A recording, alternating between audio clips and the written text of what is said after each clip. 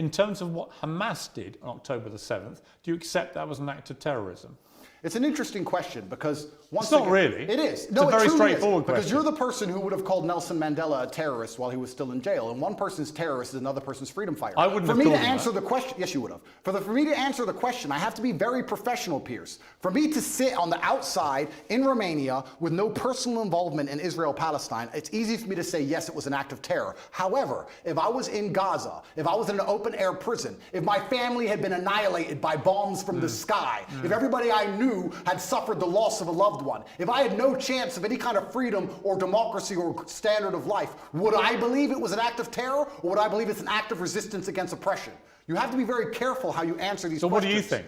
I think I understand what happens when you take people and put them in such an inhumane condition. For anybody to sit and say that you're going to take people and put them in absolutely inhumane conditions and give them no standard of life, and they're not allowed to ever fight back, or they are terrorists. But I can agree with you. Anyone who does that is an amateur. I can agree with you that the plight of the Palestinians for many decades has been absolutely shameful. So what did we think was going to happen, Pierce? No, nothing justifies what happened on October the 7th. So what are they supposed to do? Nothing. So what are they supposed to do? That was an act of medieval barbaric terrorism. Nothing justifies it. Did they suffer acts of medieval? Did they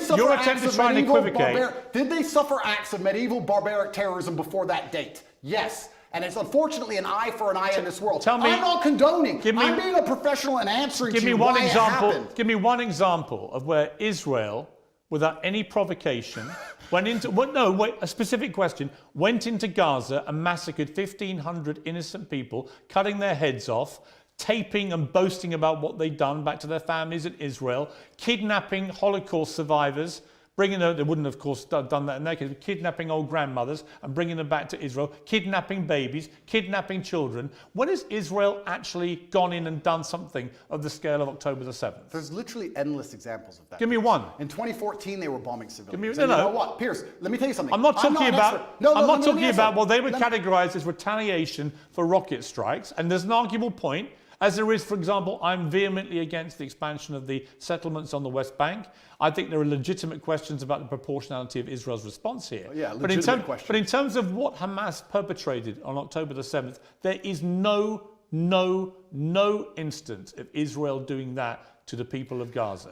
And you have to accept that. No. If you don't accept that, you're either deluded or you're deliberately not wanting to say the obvious, which is that was an act of terrorism, because you're concerned about upsetting people in Palestine. Is that the case? Let me go back to my first point when I said you're peddling asininities. The reason I said that is because to look at a situation, no matter how heinous, and to ignore all of the context and pretend that you do not understand why said situation happened Nothing justifies terrorism on that scale. Nothing. Is asinine. No, it's not. Because it's not about justification. Let me tell you why. Pierce, it's not about justification. Let me tell you, it's about understanding the realities of the world. Let me tell you the reality of the world. Hamas came to power in 2005. Hamas's initial founding charter made it clear that they are for the eradication of Israel. And on October the 7th, they prove what that means is they will kill every Jew they can get their hands on. They are an existential threat to people in Israel and to Jewish people. And that is, I'm afraid, the purest personification of a terror group. I also think by doing what they did, as they have done since 2005, they weren't representing innocent Palestinian people in Gaza. Who are suffering now. They knew, yes, but Hamas knew when they did what they did that Israel would respond the way they did and that thousands of innocent Palestinians would get killed. They knew that, and they still did it. So my question for you is, why can't you, which is my position on this, is very straightforward. What Hamas did was an act of terror, an absolutely despicable act of terror, and should be called exactly what it is. And they are now demonstrably a terrorist group. That is why they were rightly prescribed that by the UK and America and other countries. And to try and pretend they're not makes you sound like Jeremy Corbyn. And I can't think of a worse insult to throw at you, right? So I don't think me and Corbyn agree on that. But I also think there are legitimate questions to come about the way Israel's responded. We can come to that. But I just want to ask you one more time. Is what Hamas did on October the 7th an act of terrorism? I think, Pierce, it is peddling asininities for you to pretend that enslaving people... You sound like Jeremy Corbyn now. No, let me answer the question. 15 times he refused to answer the question. Let me answer the question. You're now up I'm to not about... refusing. You're now about 3 or 4. If you lost... Are they a terror group or not?